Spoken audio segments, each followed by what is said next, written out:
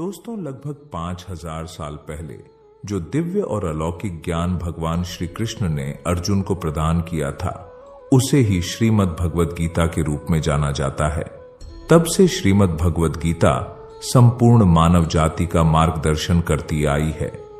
जो कोई भी श्रीमद् भगवद गीता की शरण में आकर इसमें बताई गई बातों को अपने जीवन में अपनाता है, वह अपने सभी दुखों और कष्टों से मुक्त होकर अपने जीवन के सही मतलब, उद्देश्य और कर्म को समझकर अपने जीवन में सफलता और आनंद को प्राप्त करता है। दोस्तों, आपको जिंदगी में जो कुछ भी चाहिए या आपकी जो भी समस्या है, आप श्रीमद् भगवद गीता की ये 30 बातें ठीक से सुनकर समझ लीजिए। आपकी हर इच्छा पूरी होगी, हर मुश्किल आसान होगी और आपका हर दुख दूर होगा। इसलिए आप भगवान श्री कृष्ण द्वारा दिए गए 30 महत्वपूर्ण विचारों को आपके लिए लाए हैं, ताकि ये आपके वर्तमान और भविष्य के सभी दुखों और कष्टों का निवारण करने में आपकी मदद कर सके। गीता का यह ज्ञान अमृत से भरा है, जो इंसान के मरे हुए मन और जीवन में एक नई जान डाल देता है। मैं गारंटी के साथ यह बात कह सकता हूं कि जो कोई भी इन 30 बातों को ध्यान से पूरा वीडियो के अंत तक सुनेगा, उसे अपनी हर समस्या का हल मिल जाएगा। उसे वह सब कुछ मिल जाएगा जो वह पाना चाहता है। इसलिए इस वीडियो में एक भी विचार को मिस मत कीजिए और इस वीडियो को पूरा अंत तक सुने। तो चलिए शुरू करते हैं। श्रीमद् भगवद गीता का सबसे पहला उपदेश है कि लोगों में अपना सहारा ढूंढना छोड़ दो। आपके मन की सबसे बड़ी कमजोरी यही होती है कि आप दूसरों में सहारा ढूंढते हैं और यही चीज आपको कमजोर बनाती है। यही चीज आपका खुद पर विश्वास खत्म कर देती है। जो लोग सोचते हैं ना कि यह तो मेरा सहारा है, तो मुश्किल वक्त में मुझे काम आएगा, वही लोग मुश्किल वक्त में सबसे ज्यादा दुखी और अकेले पड़ जाते हैं। आप सिर्फ ईश्वर को अपना सहारा बनाओ। देखना, जब भी कोई मुश्किल आएगी ना, तो वो किसी ना किसी रूप में आकर आपकी मदद जरूर करेंगे। दुनिया को सहारा मत बनाओ। जो खुद अपने लिए सहारा ढूंढ रहे हैं, वो आपका सहारा कैसे बनेंगे? तो अपना सहारा दुनिया को नहीं, ईश्वर को बनाना चाहिए। ईश्वर आपकी सुनता है या नहीं, यह आपकी श्रद्धा, विश्वास और आस्था पर निर्भर करता है। श्रीमद् भगवद गीता का दूसरा उपदेश है कि इंसान के दुख का सबसे बड़ा कारण है उसका मोह। मोह से अज्ञान आता है और जीवन में समस्याएं शुरू होने लगती हैं। महाभारत में धृतराष्ट्र को दुर्योधन से इतना मोह था कि वो अपने पुत्र को गलत काम करने से भी रोक नहीं सके। धृतराष्ट्र को पुत्र मोह की वजह से धर्म अधर्म ज्ञान ही नहीं रहा और अंत में सब कुछ बर्बाद हो गया। महाभारत में श्री कृष्ण ने अर्जुन से कहा था, जब ज्ञान की धारा बहती है तो सबसे पहले मोह को नष्ट करती है। मोह को इसलिए नष्ट करती है क्योंकि मोह अज्ञान है। यूनान का सम्राट सिकंदर पूरी दुनिया को जीत लेना चाहता था। एक दिन एक नागा साधु ने सिकंदर से कहा, तू यह पूरी दुनिया जीत लेगा, उसके बाद क्या करेगा? क्योंकि इसके अलावा दूसरी कोई दुनिया है ही नहीं। इतना कहकर संत जोर जोर से हंसने लगा। संत की बातें सुनकर सिकंदर को निराशा होने लगी। सिकंदर ने संत से पूछा कि आप हंस क्यों रहे हैं? संत ने जवाब दिया कि तू पूरी दुनिया जीत लेगा, तब भी तुझे निराशा ही मिलेगी, क्योंकि तू दुनिया को जीतने के मोह में बंधा है। जबकि मेरे पास कुछ भी नहीं है, लेकिन मैं हमेशा खुश रहूंगा, क्योंकि मुझे किसी भी चीज का मोह नहीं है। सिकंदर ने अभी दुनिया जीती नहीं थी, लेकिन अब संत की बातें सुनने के बाद दुनिया जीतने के विचार से ही वह निराश हो गया था, क्योंकि दुनिया जीतने के बाद कोई और मोह नहीं बचेगा। मोह की वजह से जीवन में दुख ही आते हैं। मोह घर परिवार से हो सकता है, सफलता का मोह हो सकता है, सुख सुविधा और मान सम्मान का मोह हो सकता है। जहां मोह रहेगा वहां दुख तो आएगा ही। मोह जब सफल होता है तो दुख मिलता है, और जब असफल होता है तब भी दुख ही मिलता है। श्री कृष्ण कहते हैं कि जब कोई मोह त्याग देता है तो उसे मेरी कृपा मिल जाती है। मोह रहित व्यक्ति परम आनंद प्राप्त करता है। इसीलिए मोह का त्याग करना चाहिए और जो हमारे पास है उसी में संतुष्ट रहना चाहिए। ज्यादा पाने का मोह रहेगा तो दुख मिलना तय है। श्रीमद् भगवद गीता का तीसरा उपदेश है कि किसी का भला करके कभी एहसान न जताएं, अन्यथा वह कर्म शून्य के समान हो जाता है और उससे मिलने वाला यश बेकार हो जाता है। यह सोच करके कभी अभिमान नहीं करना चाहिए कि हमने तो कितने लोगों या जीवों की मदद की है, क्योंकि करने वाले तो स्वयं ईश्वर होते हैं, आप तो मात्र एक माध्यम है, कठपुतली हैं। ज्ञान सदैव बुद्धि को उत्तम व श्रेष्ठ बनाता है, इसलिए ज्ञान अर्जित करते रहे और बांटते रहे ताकि दूसरों का भी जीवन संवर जाए। जो व्यक्ति फल की आशा हेतु कर्म करता है वह कर्म से ही बंध कर रह जाता है। मेरा तेरा छोटा बड़ा अपना पराया मन से मिटा दो, फिर सब तुम्हारा है और तुम सबके हो। फल की अभिलाषा छोड़कर निरंतर कर्म करने वाला मनुष्य ही अपने जीवन को सुखद और संतुष्टिदायक बना पाता है। शांति उसी को प्राप्त होती है जो मैं और मेरा तथा मैंने किया या मैंने बनाया ऐसी लालसा से बाहर आ जाता है। श्रीमद् भगवद गीता का चौथा उपदेश है कि जीवन में संतोष रखने वाला ही हमेशा सुखी रहता है। मनुष्य को जो कुछ नहीं मिलता उसका दुख या शोक करने की बजाय ईश्वर ने जो कुछ भी दिया है उसका आनंद लेना चाहिए। दोस्तों, एक बार की बात है, एक आदमी सागर के किनारे घूम रहा था। तभी एकदम उसकी नजर चांदी के एक डंडे पर गई जो बहते बहते किनारे पर आ गया था।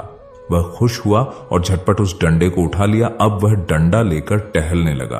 अब धूप ज्यादा हो गई तो उसका मन सागर में नहाने का हुआ। उसने सोचा, अगर डंडे को किनारे रखकर नहाऊंगा तो कोई ले जाएगा, इसीलिए वह डंडा हाथ में ही लेकर नहाने लगा। तभी एक ऊंची लहर आई और तेजी से डंडे को बहाकर ले गई। वह अफसोस करने लगा और दुखी होकर तट पर आ बैठा और रोने लगा। उधर से एक संत आ रहे थे। उस आदमी को उदास और रोता हुआ देखकर संत ने पूछा, तुम इतने दुखी क्यों हो?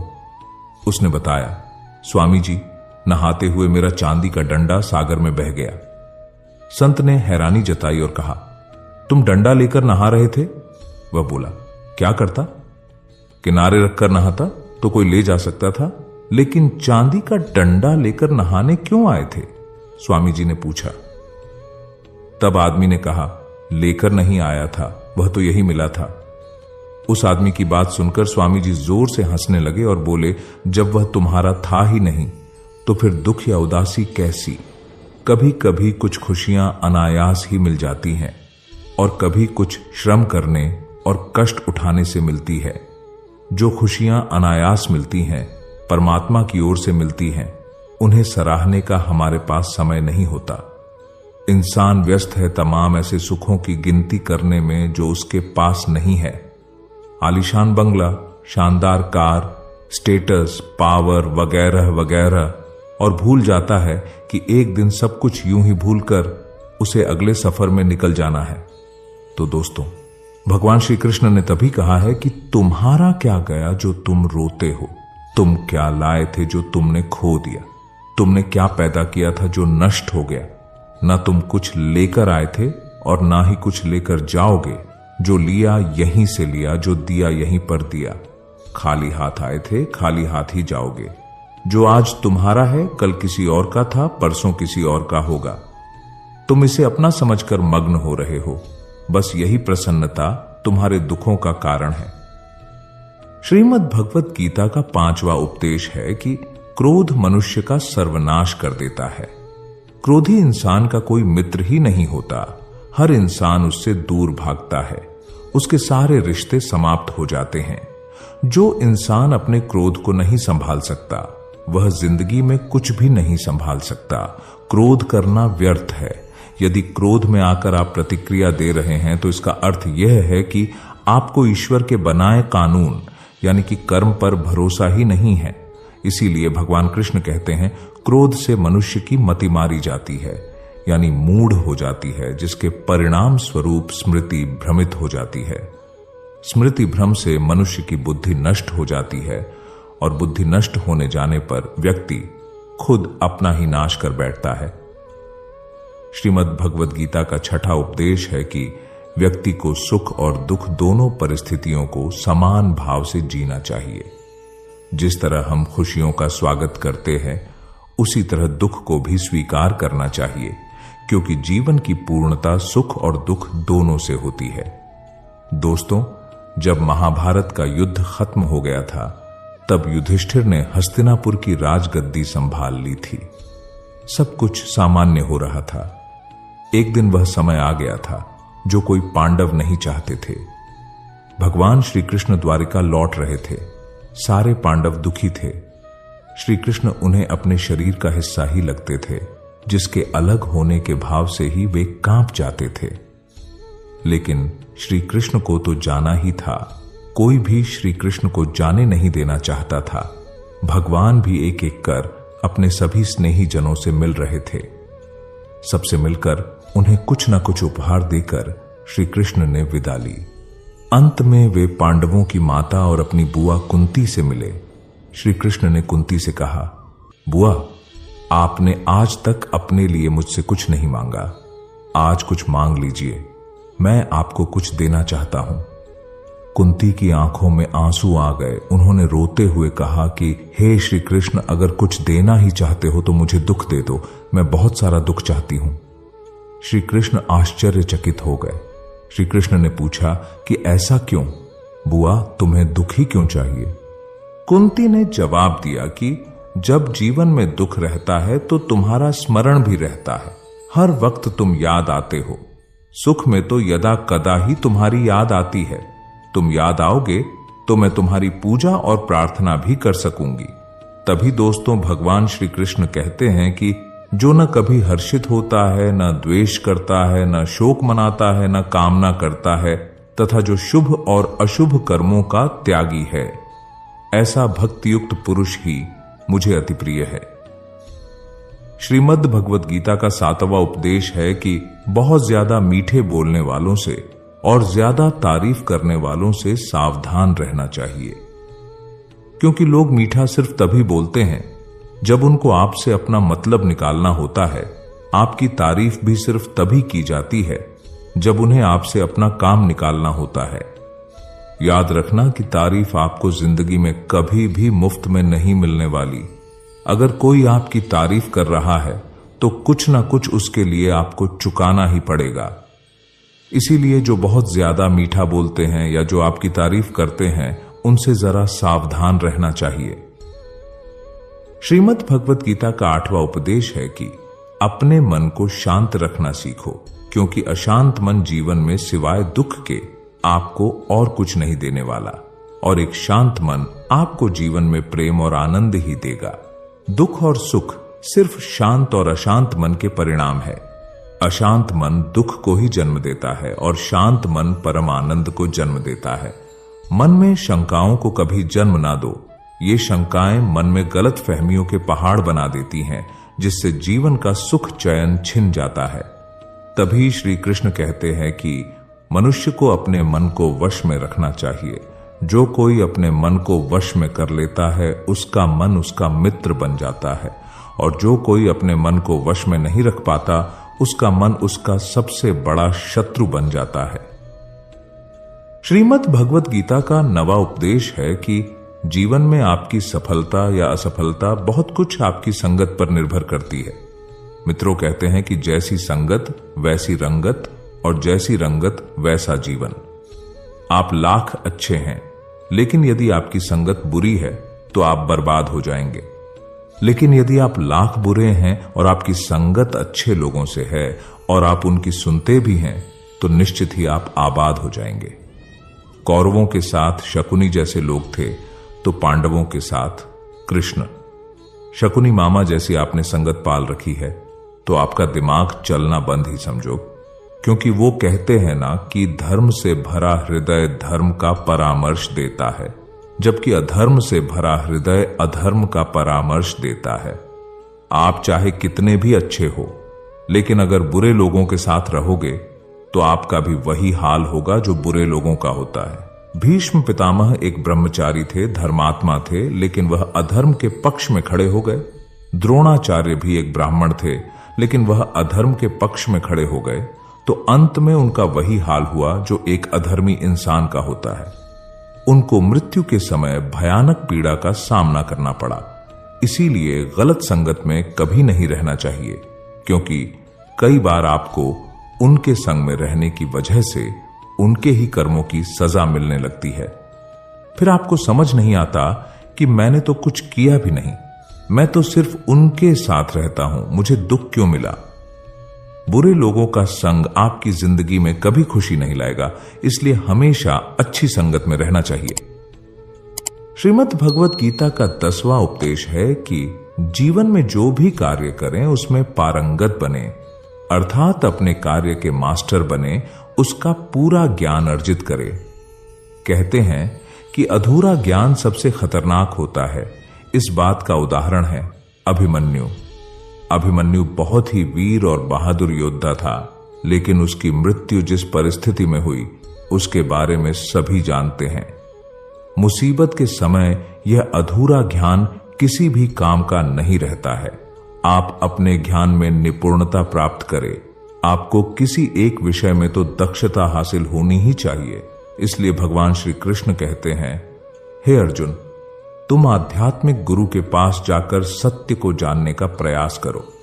विनम्र होकर उनसे ज्ञान प्राप्त करने की जिज्ञासा प्रकट करते हुए उनसे ज्ञान प्राप्त करो। जिस प्रकार जलते हुए छोटे से दिए की रोशनी से प्रचंड अंधकार भी समाप्त हो जाता है, उसी प्रकार जब आप मन में मौजूद अज्ञानता से भरे अंधकार रूपी कमरे में सकारात्मक सोच का तेल डालकर ज्ञान का प्रकाश उजागर करेंगे तो अज्ञानता रूपी समक्ष अंधकार स्वतः ही समाप्त हो जाता है।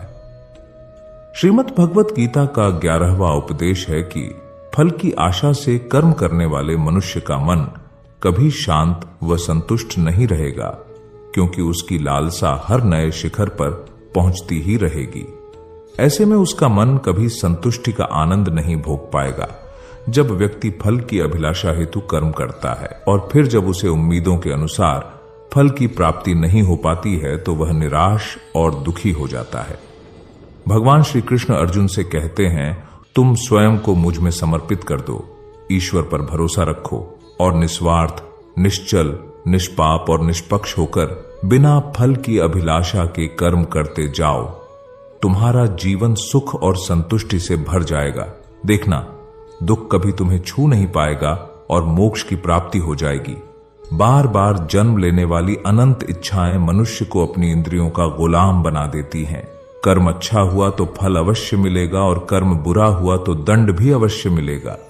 मैं भूतकाल, वर्तमान और भविष्य में होने वाली प्रत्येक घटना के हर परिणाम को देख सकता हूं। इसलिए परिणाम की चिंता छोड़कर अपने कर्म को निरंतर करते रहो। कर्म अच्छा हो या बुरा, वे तब तक पीछा नहीं छोड़ते जब तक वह कर्म करने वाले को फल की प्राप्ति नहीं हो जाती, यानी जब तक कर्म करने वाला अपने कर्म के परिणामों को पूर्ण रूप से भोग ना ले। किसी को समय से पहले और भाग्य से अधिक नहीं मिल पाता। श्रीमद् भगवत गीता का 12वां उपदेश है कि अध्यात्म से जुड़े। एक आध्यात्मिक ज्ञान ही जीवन को सुकून की तरफ ले जा सकता है। आध्यात्मिक ज्ञान आपको मानसिक और आत्मिक रूप से मजबूत बनाएगा। इसलिए ईश्वर पर विश्वास करें और ईश्वर द्वारा प्रदान की गई शिक्षाओं का पालन करें। लोगों की बातों पर जितना ध्यान देंगे उतना ही आपका खुद पर से विश्वास कम होता जाएगा। इसलिए खुद पर विश्वास कर खुद के दम पर आगे बढ़ो और स्वयं ही अपना मार्ग तय करो। जीवन में किसी भी पल कुछ भी हो सकता है। जीवन सीमित है, समय व्यर्थ मत करो। बुरे अतीत को याद करके दुखी होने से अच्छा है कि उससे सीख लो और अपने वर्तमान को सुधार कर एक बेहतर भविष्य का निर्माण करो। कर्म करो और ईश्वर पर भरोसा रखो। क्या होगा क्या नहीं, ये ईश्वर पर छोड़ दें। जितना अधिक पुरुषार्थ करोगे, स्वर्ग का मार्ग उतना ही सरल होगा। स्वयं को ईश्वर के चरणों में सौंप दो। नित्य अच्छे कर्म करो और लोगों की भलाई करो और उन्हें सही राह दिखाओ। एक ज्ञानवान व्यक्ति कभी भी कामुक सुख में आनंद नहीं लेता। इसलिए ज्ञानी व्यक्ति जो हो गया वह अच्छा हुआ, जो हो रहा है वह अच्छा हो रहा है और जो होगा वह भी अच्छा ही होगा, इसी पर अडिग विश्वास करता है। वेद पुराण पढ़ने का कोई लाभ ही नहीं जब तक उसमें कही बातों को अपने जीवन में अनुकरण ना करें, उनका पालन न करें। रावण बुद्धिमान अवश्य था, किंतु ज्ञानी नहीं। उसकी अज्ञानता ने उसे क्रोधी, कामुक और अहंकारी बना दिया, जो उसकी मृत्यु का सबसे बड़ा कारण बना। श्री कृष्ण कहते हैं, मैं सभी प्राणियों को एक समान रूप से देखता हूं। मेरे लिए ना कोई कम प्रिय है और ना ही अधिक। वह ज्ञान व्यर्थ है जो सिर्फ तुम तक ही सीमित है। उस ज्ञान का कोई लाभ नहीं जिससे समाज एवं जगत का कल्याण न किया जा सके। तुम क्यों व्यर्थ में चिंता करते हो? तुम क्यों भयभीत होते हो? कौन तुम्हें मार सकता है? आत्मा न कभी जन्म लेता है और ना ही इसे कोई मार सकता है। यही जीवन का अंतिम सत्य है। मनुष्य का कर्म ही मनुष्य को ईश्वर के नजदीक लाता है या ईश्वर से दूर कर देता है। इसलिए हमेशा अच्छे कर्म ही करें। जब जब इस धरती पर पाप, अहंकार और अधर्म चरम सीमा पर होगा, तब तब उसका विनाश कर धर्म की पुनः स्थापना हेतु मैं अवश्य अवतार लेता हूं। जो दान कर्तव्य समझकर बिना किसी सोच के किसी जरूरतमंद व्यक्ति को दिया जाए, वह दान सात्विक माना जाता है। जिसने मन को जीत लिया है, उसने पहले ही परमात्मा को प्राप्त कर लिया है, क्योंकि उसने शांति प्राप्त कर ली है। ऐसे मनुष्य के मन पर सुख, दुख, सर्दी, गर्मी और मान अपमान का कोई फर्क ही नहीं पड़ेगा। जो विद्वान होते हैं वह ना तो जीवन के लिए और ना ही मृत्यु के लिए शोक करते हैं। अपने कर्तव्यों को पूरी निष्ठा से, ईमानदारी के साथ निभाना और धर्म का पालन करना भी बड़े तप के समान होता है। श्रीमद् भगवत गीता का 13वां उपदेश है कि जब भी जिंदगी में खुद को अकेला महसूस करो, तब इस सच्चाई को ठीक से समझ लेना कि आप दुनिया में अकेले ही आए थे और अकेले ही जाओगे। वास्तविकता में यहां कोई आपका अपना नहीं है। एक दिन तो जो मां बाप हमें जन्म देते हैं, वह भी हमें अकेला छोड़ के चले जाते हैं, तो औरों से तो उम्मीद ही क्या करना। यदि कोई आपका साथ छोड़ दे तो याद रखना कि वो ईश्वर सदा आपके साथ है। वह कभी आपका साथ नहीं छोड़ता। गीता में श्री कृष्ण ने अर्जुन से कहा, चाहे कोई मनुष्य मुझे माने या ना माने, लेकिन मैं इंसान का साथ कभी नहीं छोड़ता, क्योंकि यह सब मेरी ही संतानें हैं। इंसान को ईश्वर का ही अंश कहा गया है, इसलिए मनुष्य को ईश्वर की संतान कहा जाता है। इसीलिए आपको अकेलेपन से कभी दुखी नहीं होना चाहिए, कभी डरना नहीं चाहिए, बल्कि किसी गलत इंसान के साथ रहने से डरना चाहिए। एक कहावत है कि something is better than nothing, यानी कुछ होना कुछ नहीं होने से कई गुना बेहतर है। लेकिन एक और कहावत है कि nothing is better than nonsense. इसलिए नॉनसेंस लोगों के साथ रहने से अच्छा है आप अकेले ही रहो। इसीलिए गीता का ये उपदेश हर इंसान के लिए बहुत जरूरी है, जो खुद को अकेला समझकर दुखी हो जाते हैं। इसीलिए अकेलेपन से डरना और दुखी होना छोड़ दो, क्योंकि यहां कोई किसी का नहीं होता। श्रीमद् भगवत गीता का 14वां उपदेश है कि कभी भी अपने धन, अपने पद और बल का अभिमान नहीं करना चाहिए। दुर्योधन को बहुत अभिमान था कि मेरे पास भीष्म पितामह जैसे, द्रोणाचार्य और कर्ण जैसे योद्धा बैठे हैं, तो इन पांडवों को तो मैं यूं ही मसल कर रख दूंगा। दुर्योधन को अपने धन का अभिमान था, अपने पद और शक्ति का अभिमान था, लेकिन वह अभिमान ही एक दिन उसके सर्वनाश का कारण बना। जो लोग अपने पैसे के अहंकार में या शक्ति के अहंकार में दूसरों को नीचा दिखाते हैं, दूसरों को चोट पहुंचाते हैं, एक दिन उनकी वही गलती उनका सर्वनाश कर देती है। इसलिए जीवन में आप चाहे कितने भी सफल हो जाएं, कितने भी बड़े इंसान हो जाएं, लेकिन उसका अभिमान दूसरों को कभी मत दिखाना। श्रीमद् भगवत गीता का 15वां उपदेश है कि आज के युग में बहुत ज्यादा अच्छे मत बनो, नहीं तो यह दुनिया आपको लूट कर कंगाल कर देगी। पांडवों की कहानी यह शिक्षा देती है कि ज्यादा अच्छा बनना आपको कई बार बहुत दुख दे सकता है। पांडव हमेशा धर्म के मार्ग पर चलते थे, कभी कोई गलत काम नहीं किया, लेकिन उनका सारा राजपाठ चला गया। उनकी पत्नी को भरी सभा में नग्न करने की कोशिश की गई। भिक्षा लेकर के उन्हें अपनी जिंदगी गुजारनी पड़ी। कारण क्या था? यह कि वे कुछ ज्यादा ही अच्छे बने हुए थे। यह तो तब की बात है, और आज की दुनिया तो और भी बदल चुकी है। लोग अच्छे इंसान को इज्जत कम देते हैं, बल्कि उसका इस्तेमाल ज्यादा किया जाता है। अगर आप भी लोगों के साथ अच्छा रहते हैं तो आप इस चीज को खुद अनुभव कर पाएंगे। आप जितना लोगों के साथ अच्छा चलते हैं, लोग आपके साथ उतना ही गलत व्यवहार करते हैं, लोग आपका उतना ज्यादा इस्तेमाल करते हैं। आप दूसरों की खुशी के लिए कुछ भी करते जाते हैं और लोग सिर्फ आपका फायदा लेने में लगे रहते हैं। इसीलिए आज के जमाने में खुश रहना है ना, तो बहुत ज्यादा अच्छे मत बनो। इसका मतलब यह नहीं कि आप बुरे इंसान बन जाओ। आप अच्छे और सच्चे कर्म करो और अपनी नजर में अच्छे बनते रहो। दुनिया की नजर में अच्छे बनने की कोशिश कभी मत करना।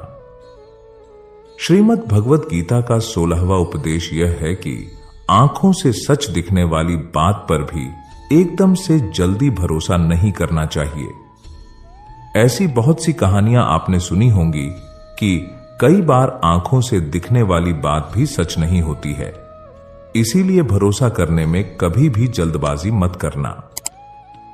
श्रीमद् भगवत गीता का 17वां उपदेश यह है कि जिंदगी में कभी भी खुद को किसी का जरूरतमंद या मोहताज मत बनाओ, क्योंकि जब तक आप किसी के जरूरतमंद नहीं होते तब तक आपको कोई दुख नहीं पहुंचा सकता, कोई आपका फायदा नहीं उठा सकता। जिस इंसान के आप जरूरतमंद हो जाओगे वह आपका लाभ उठाना शुरू कर देता है। जिस दिन आपने अपने जीवन को किसी का जरूरतमंद बना दिया, उसी दिन से आपको उसकी गुलामी करनी पड़ती है। औरों की तो छोड़ो, जो लोग अपने नौकरों के काम वाली बाइयों के जरूरतमंद हो जाते हैं तो वे उनका सब कुछ सहना शुरू कर देते हैं, क्योंकि उन्हें पता होता है कि आपका काम उनके बिना चल ही नहीं पाएगा और आप खुद से उतना काम कर नहीं पाएंगे, और दूसरा कोई आपको मिल नहीं रहा तो वे आपको परेशान करना शुरू कर देते हैं। लेकिन जब उन्हें यह समझ आता है कि आप अपना काम खुद कर सकते हैं या आपको दूसरे 1000 ऑप्शन मिल सकते हैं, तो वे चुपचाप अपना काम करेंगे। अब अगर आप कोई ऐसी नौकरी करते हैं जहां आपके बॉस के गलत होते हुए भी आप उसका टॉर्चर सहते रहते हैं, तो उसको पता होता है कि आप उसके जरूरतमंद हैं और वह उसका पूरा फायदा लेता है। और तो और जिस घर परिवार में आप रहते हैं, अगर वहां भी आप किसी के जरूरतमंद हैं तो वह आपको पूरा चूस लेता है, क्योंकि वहां आप 24 घंटे रहते हैं, कहीं और जा ही नहीं सकते। आपके सर पर चढ़ के नाचेगा वह इंसान और आपको पूरी तरह से अपने कंट्रोल में रखेगा। लोगों को बहुत मजा आता है अपने से कमजोर इंसान को अपने कंट्रोल में रखने में।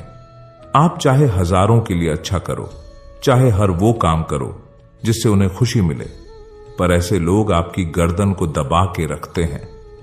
आप में अगर कुछ प्रतिभा है तो आपके पंख ही काट दिए जाएंगे। हर वो कोशिश की जाएगी आपके साथ जिससे आप जिंदगी में कभी आगे ही ना बढ़ पाओ।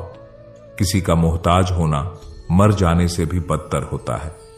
आपने कभी गौर किया कि आपकी जिंदगी वही लोग खराब करते हैं जिनके आप जरूरतमंद हो जाते हैं? आपका सारा दुख वहीं से आता है जिसके आप जरूरतमंद होते हैं।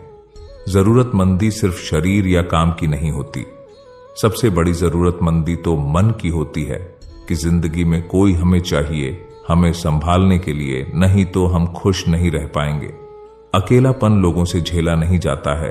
फिर कई बार आप ऐसे लोगों से जुड़ जाते हैं जो आपकी इस मन की जरूरतमंदी का पूरा फायदा उठाते हैं। आप उनसे रिश्ता इसीलिए जोड़ते हैं ताकि आपकी जिंदगी में थोड़ी खुशी आए, और वे लोग आपको खून के आंसू रुलाते हैं, आपकी पूरी जिंदगी नर्क बना देते हैं। याद रखना एक बात, मां बाप के अलावा ऐसा दुनिया में आज तक कोई पैदा नहीं हुआ है कि आप जिसके जरूरतमंद बने और वह आपका फायदा ना उठाए। इसीलिए जिंदगी में कभी भी खुद को किसी का जरूरतमंद या मोहताज मत बनाना। श्रीमद् भगवत गीता का 18वां उपदेश यह है कि अपनी खुशी और अपना दुख हर किसी के आगे जाहिर नहीं करना चाहिए, क्योंकि लोग आपकी खुशी पर नजर लगा देते हैं और आपके दुख में आपकी हंसी उड़ाने लगते हैं। आपकी खुशी से कोई खुश नहीं होता, लोगों को जलन होती है। इसीलिए कहा जाता है कि हर वक्त आंसू आंख में लाया ना करो, हर जख्म सबको दिखाया ना करो। यहां लोग हाथ में नमक लिए फिरते हैं, इसलिए अपना हर दर्द सबको दिखाया ना करो। लोग तो बैठे ही हैं दुखी इंसान को और दुखी करने के लिए, और जो खुश है उसको तकलीफ पहुंचाने के लिए। अपने मन की हालत अपने तक ही रखो, सिर्फ उसे बताओ जो उसे समझने की समझ रखता हो। श्रीमद् भगवत गीता का 19वां उपदेश यह है कि जीवन में जब भी कोई मुश्किल आए तो हिम्मत मत हारो, बस थोड़ा धीरज रखो। जो लोग मुश्किल वक्त में खुद को थोड़ा संभाल कर धीरज रखते हैं, वो हर मुश्किल को आसानी से पार कर जाते हैं। एक राजा अपने गुरुजी के पास गया और उसने गुरुजी से जाकर बोला कि ऐसे तो राज्य में हर प्रकार की खुशहाली है, पर वक्त का कोई भरोसा नहीं है। अगर कभी जिंदगी में कोई मुश्किल वक्त आए, कोई बुरा वक्त आए, तो उस वक्त के लिए मुझे कोई मंत्र दीजिए, कोई शिक्षा दीजिए, कोई उपदेश दीजिए कि उस बुरे वक्त से कैसे बाहर निकलना है। तो गुरुजी ने उसे एक ताबीज बांध कर दे दिया और राजा से कहा कि इस ताबीज में मैंने एक मंत्र लिख कर रखा है। जब तुम्हारी जिंदगी में बहुत बुरा वक्त आए और तुम्हें लगे कि इससे बुरा तो अब कुछ हो ही नहीं सकता, उस समय पर यह ताबीज खोलकर तुम इस मंत्र को पढ़ लेना, तुम्हारे अंदर बहुत शक्ति आ जाएगी। और एक दिन ऐसा हुआ भी कि उस राजा के राज्य पे किसी दूसरे राजा ने आक्रमण कर दिया और इस राजा की ऐसी स्थिति हुई कि उसे अपना राज्य छोड़कर अपने कुछ लोगों के साथ भागना पड़ा। उस समय पर राजा बहुत दुखी था और विचार करने लगा कि गुरुजी ने मुझे ताबीज दिया था और कहा था कि जब जिंदगी में बहुत बुरा वक्त आए तब उसे खोलकर पढ़ना और इसके अंदर जो मंत्र लिखा हुआ है वह मेरे अंदर शक्ति भर देगा। राजा ने विचार किया कि इससे बुरा वक्त और क्या हो सकता है। उसने गुरुजी का दिया हुआ वह ताबीज खोला और उसके अंदर लिखा हुआ था कि यह वक्त भी गुजर ही जाएगा। इस वचन को पढ़कर राजा के मन में एक शक्ति आई और विश्वास जागा कि यह जो बुरा वक्त है यह भी टिकने वाला नहीं है, यह भी निकल ही जाएगा, इसलिए मुझे हिम्मत नहीं हारनी है। और उस राजा ने वापस अपने सैनिकों को जमा करके अपनी सेना को खड़ा किया और उस राजा पर हमला करके अपना राजा वापस प्राप्त किया। तो जिंदगी में स्थिति चाहे कितनी भी बुरी क्यों ना हो, वह हमेशा के लिए नहीं रहने वाली, वह भी एक दिन गुजर जाएगी। वक्त चाहे कैसा भी हो, एक दिन जरूर बदल जाएगा। हमारी जिंदगी में न जाने कितनी बार दुख आए, कितनी बार मुश्किल वक्त आया, लेकिन हम हर बार निकल जाते हैं। ऐसे ही आपकी जिंदगी में जब कोई मुश्किल वक्त आए, बुरा वक्त आए, तो मन में यह विश्वास रखना कि यह वक्त भी एक दिन गुजर ही जाएगा। इसलिए अपनी हिम्मत मत हारो। अगर आपके अंदर धीरज है तो आप बुरे से बुरे वक्त को भी जरूर पार कर जाओगे। श्रीमद् भगवत गीता का 20वां उपदेश यह है कि कुछ भी बोलने से पहले अपने शब्दों की मर्यादा को परख लेना चाहिए। मित्रों, महाभारत का युद्ध ही नहीं होता यदि कुछ लोग अपने वचनों पर संयम रख लेते, अपनी वाणी पर संयम रख लेते। जैसे द्रौपदी यदि दुर्योधन को अंधे का पुत्र भी अंधा नहीं कहती तो महाभारत नहीं होती। शिशुपाल और शकुनी हमेशा चुभने वाली बातें ही करते थे, लेकिन उनका हश्र क्या हुआ यह सभी जानते हैं।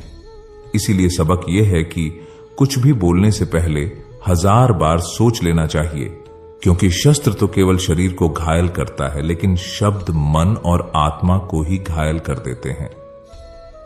श्रीमद् भगवत गीता का 21वां उपदेश यह है कि इंसान ही आजकल इंसान का दुश्मन हो गया है। चाहे आप बिजनेस में देख लो, चाहे आप रिश्तों में देख लो, किसी भी फील्ड में आप देख लो, इंसान ही इंसान को नुकसान पहुंचा रहा है। इतनी प्रतिस्पर्धा बढ़ गई है, कितनी चोरियां बढ़ रही है, कितना क्राइम बढ़ गया है। शास्त्रों में जो कलयुग के लक्षण लिखे गए हैं ना कि एक दिन इंसान ही इंसान को खाएगा, वह समय तो आ ही गया है। इंसान ही तो इंसान को खा रहा है, एक दूसरे का बिजनेस खा रहा है, एक दूसरे की नौकरियां खा रहा है, एक दूसरे की जिंदगी की खुशियां खा रहा है। इंसान जो दुखी है उसे और दुखी करो, जो खुश है उसे परेशान करो, यही तो हो गया है आजकल। कहने को तो सब इंसान है, लेकिन इंसानियत कहीं दिखती ही नहीं। एक सेठ के घर के बाहर से एक भिखारी निकल रहा था। उसने उस सेठ से कहा कि मुझे एक गिलास पानी पिला दीजिए। बहुत प्यास लगी है, बहुत दूर से पैदल चलकर आया हूं, मेरे प्राण निकल रहे हैं। तो सेठ बोला कि अभी आदमी नहीं है, आदमी आ जाए तो आपको पानी दे दिया जाएगा। थोड़ी देर बाद उस भिखारी ने सेठ से कहा, आप कृपया करके मुझे एक गिलास पानी पिला दीजिए, मैं चला जाऊंगा, मेरे प्राण निकल रहे हैं और आसपास में किसी का घर भी नहीं दिख रहा। तो उस सेठ ने कहा, मैंने कहा ना कि आदमी आने वाला है, वह आ जाए तो आपको पानी मिल जाएगा। फिर वह भिखारी उस सेठ से कहने लगा कि तुम खुद ही आदमी क्यों नहीं बन जाते, थोड़ी देर के लिए तुम ही आदमी बन जाओ। आजकल यही हो गया है, यहां कोई आदमी बनने को तैयार ही नहीं है, बस लोग एक दूसरे को नोचने में लगे हैं, एक दूसरे का फायदा उठाने में लगे हैं। इसीलिए ही कलयुग को मतलबी युग कहा जाता है कि लोग सिर्फ और सिर्फ एक दूसरे से अपने मतलब से ही जुड़े हुए हैं। श्रीमद् भगवत गीता का 22वां उपदेश यह है कि जो इंसान आपको बार बार चोट पहुंचाए उसे कभी माफ नहीं करना चाहिए। युधिष्ठिर ने दुर्योधन को बार बार माफ किया और उसका परिणाम यह हुआ कि उन्हें अपनी जिंदगी में बहुत बड़े दुखों का सामना करना पड़ा। कोई इंसान अगर एक बार गलती करे तो माफ करना फिर भी ठीक है, लेकिन कोई अगर बार बार गलती करे तो उसे माफ करना आपको बहुत ज्यादा नुकसान पहुंचाएगा, क्योंकि वो गलती नहीं हो रही है, वो उसकी आदत है, वो ऐसा ही है, वह हमेशा आपके साथ ऐसा करेगा। तो बहुत ज्यादा दयालु मत बनो। किसी को माफ करने में और बेवकूफ बनने में बहुत बड़ा अंतर होता है। किसी को अगर एक बार आप माफ भी कर रहे हो तो उस इंसान से आप जरूर सावधान रहना।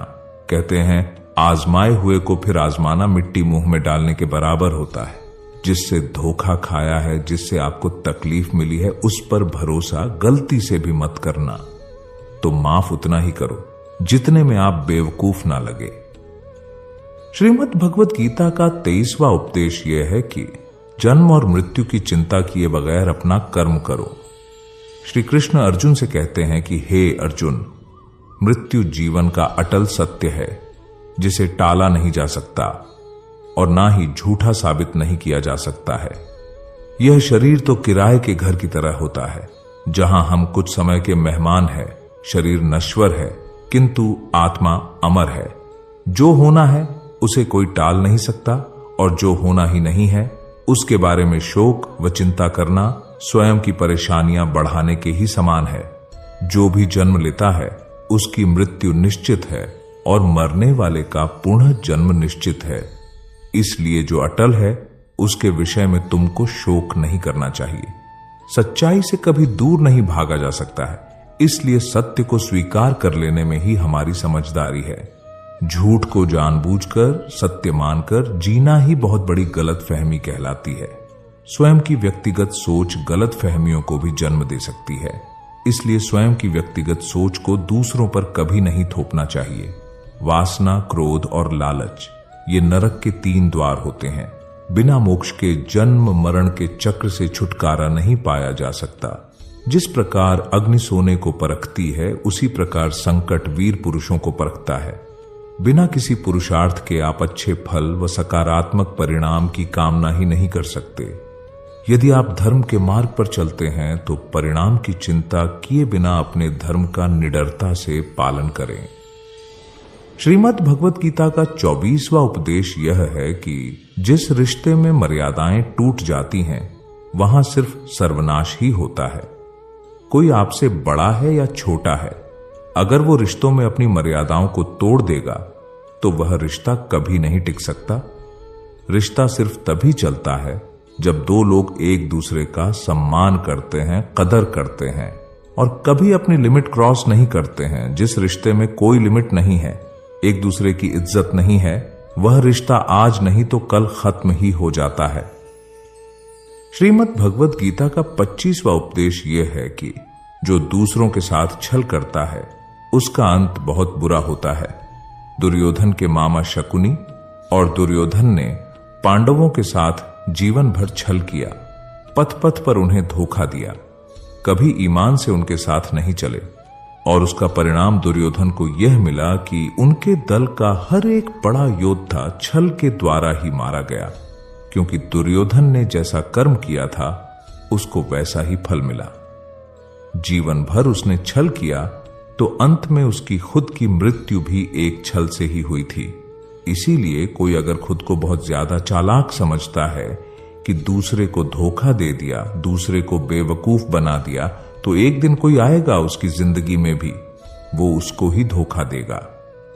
क्योंकि कर्म सबके कारनामे याद रखता है, जो जैसा कर्म करता है उसको वैसा ही फल जरूर मिलता है। श्रीमद् भगवत गीता का 26वां उपदेश यह है कि बीते समय को भुलाकर आज में जीने में ही समझदारी है।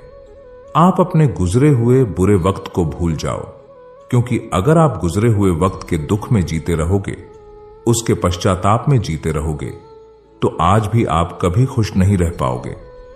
समझदार लोग जो समय चला गया है उसका दुख कभी नहीं करते। आपका बीता हुआ कल कैसा भी क्यों ना हो, पर उसका प्रभाव आपके आज पर नहीं पड़ना चाहिए। जो भी आपके साथ हुआ उससे सबक लो, शिक्षा लो कि अब यह जिंदगी में आगे नहीं होने देंगे हम, और जीवन में आप आगे बढ़ जाओ।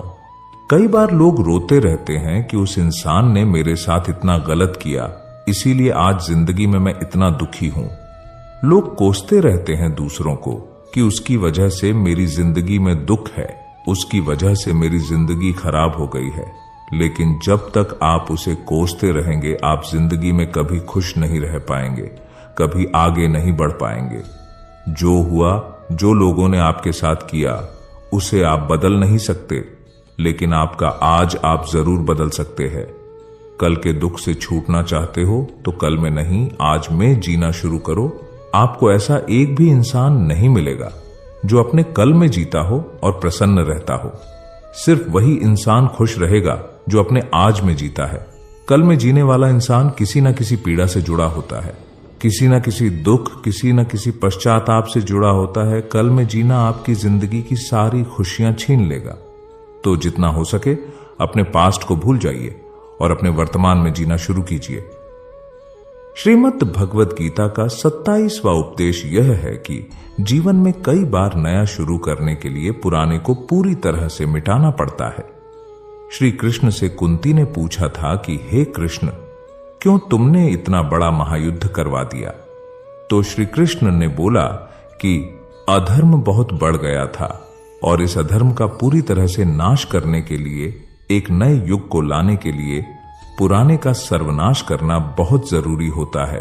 जब कोई भवन पूरी तरह से खंडहर हो जाता है, बहुत पुराना हो जाता है, तो उसे पूरी तरह से तोड़कर फिर से नवनिर्माण होता है। ऐसे ही आपके जीवन में भी आपको कुछ नया करना है तो पुराने को पूरी तरह से मिटाना होगा। श्रीमद् भगवत गीता का 28वां उपदेश यह है कि जो आपके मुंह पर अपनापन दिखाए और आपकी पीठ पीछे आपको नुकसान पहुंचाए, ऐसे लोगों से दूर ही रहना चाहिए। चाणक्य ने कहा है कि ऐसे लोग उस घड़े की तरह होते हैं जिसके मुंह में तो अमृत लगा है, लेकिन जिसके भीतर जहर भरा होता है। आप जिसे अमृत समझकर पी जाते हैं, वास्तविकता में वो जहर ही होता है। तो ऐसे लोगों को जहर की तरह छोड़ देना चाहिए जो अपनेपन का दिखावा करें और पीछे से हमेशा आपको नुकसान पहुंचाए। श्रीमद् भगवत गीता का 29वां उपदेश यह है कि जहां आपके लिए प्रेम और इज्जत नहीं है, वहां कभी मत जाओ। महाभारत का युद्ध शुरू होने से पहले श्री कृष्ण हस्तिनापुर गए थे, पांडवों की तरफ से शांति प्रस्ताव लेकर। तब शकुनी ने दुर्योधन से कहा, यह कृष्ण बड़ा मायावी है, अगर यह हमारे पक्ष में आ जाए तो समझ लो पांडव हार ही गए। तो इसकी सेवा करो, इसको अपने घर आने का निमंत्रण भेजो, इसे खुश करो। जब श्री कृष्ण हस्तिनापुर पहुंचे तो दुर्योधन ने उन्हें अपने घर आने के लिए कहा और श्री कृष्ण से कहा, आप मेरे घर में रहिए, मेरा आतिथ्य स्वीकार कीजिए, मेरे घर में भोजन कीजिए। तो श्री कृष्ण ने दुर्योधन से कहा कि दुर्योधन, इंसान को किसी के घर तभी भोजन करना चाहिए, तभी जाना चाहिए, या तो उससे बहुत प्रेम हो, या तो हमारे जीवन में कोई बहुत बड़ी आपत्ति आ गई हो। ना तो मेरी जिंदगी में कोई आपत्ति आई है और ना ही तुम्हारा मुझसे कोई प्रेम है, तो तुम्हारे घर तो मैं कभी नहीं आऊंगा। तुम मुझे अपने घर बुला रहे हो सिर्फ और सिर्फ अपना मतलब पूरा करने के लिए, और मतलबी लोगों के घर कभी नहीं जाना चाहिए। इससे हमको यह शिक्षा मिलती है कि जिसके दिल में आपके लिए प्रेम नहीं है, सम्मान नहीं है, वहां आपको कभी नहीं रहना चाहिए। आपको सिर्फ उसी जगह रहना चाहिए जहां आपकी कदर हो, आपको इज्जत मिले और जहां आपको प्रेम मिले। श्रीमद् भगवत गीता का 30वां उपदेश यह है कि इस दुनिया में जो कुछ भी होता है, अच्छा या बुरा, वह बिना किसी कारण के नहीं होता और कहीं ना कहीं वह हमारे अच्छे के लिए ही होता है। मित्रों, जीवन में कई बार हमें तकलीफों का सामना करना पड़ता है।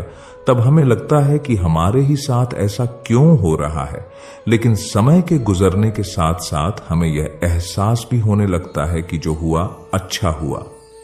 एक बार एक गांव में एक गरीब औरत रहती थी। उसको जब बच्चा हुआ तो वह बिल्कुल स्वस्थ था, लेकिन एक बार किसी दुर्घटना की वजह से उस बच्चे के हाथ की एक उंगली कट गई। वह बहुत दुखी हुई कि मेरे बच्चे के साथ ऐसा क्यों हुआ, और वह हमेशा भगवान को इस बात के लिए कोसती थी कि पता नहीं भगवान को मुझसे क्या दुश्मनी थी जो मेरे बच्चे के उंगली काट दी। समय बीतता गया। उस गांव में एक दिन साधु के वेश में एक मायावी राक्षस आया। वह राक्षस अपनी शक्ति बढ़ाने के लिए बच्चों की बलि चढ़ाना चाहता था। वह इस बच्चे को भी बलि के लिए उठाकर ले गया, लेकिन जैसे ही वह उसकी बलि चढ़ाने लगा तो उसे अपने गुरु की शर्त याद आ गई कि तुम जिस भी बच्चे की बलि चढ़ाओगे उसके शरीर के सभी अंग सही सलामत होनी चाहिए। लेकिन उस बच्चे की उंगली कटी हुई थी, जिसके कारण मजबूर होकर राक्षस को उस बच्चे को जिंदा छोड़ना पड़ा। और उस दिन उसकी मां को यह एहसास हुआ कि अगर मेरे बच्चे की अंगुली नहीं कटती तो आज वह जीवित नहीं रहता। उसने ईश्वर का बहुत धन्यवाद कहा। दोस्तों, भगवत गीता में श्री कृष्ण कहते हैं कि जीवन का एकमात्र उद्देश्य परोपकार और भक्ति करना है। जरूरतमंद की निस्वार्थ मदद करना है। जो व्यक्ति निरंतर और अविचलित भाव से भगवान के रूप में मेरा स्मरण करता है वह मुझको अवश्य ही पा लेता है। कोई आपके साथ बुरा करता है तो आपको उसके लिए चिंतित नहीं होना चाहिए, क्योंकि कर्म और समय उसका हिसाब खुद ही कर देगा। जीवन में वही मनुष्य संतुष्ट रह सकता है जो कम से कम में भी खुश है और अधिक पाने या होने की लालसा नहीं रखता। प्रेम पीड़ा नहीं देता, बल्कि ऐसे इंसान से प्रेम करना पीड़ा देता है जिसे आपके प्रेम की कद्र नहीं होती। तो प्रेम सिर्फ उसी इंसान से करे जिसे आपके प्रेम की कदर है। जहां आपको यह एहसास हो जाए कि आपके प्रेम की, आपकी भावनाओं की कदर नहीं है, वहां से आप कृपया करके खुद को दूर ही रखें। दोस्तों, अगर आपने भगवान श्री कृष्ण द्वारा दिए गए इन विचारों से कुछ भी सीखा हो तो कमेंट में जय श्री राधे कृष्ण अवश्य लिखिए और वीडियो को लाइक करके चैनल को सब्सक्राइब कर लीजिए और इस वीडियो को अपने प्रिय लोगों के साथ अवश्य शेयर कीजिए।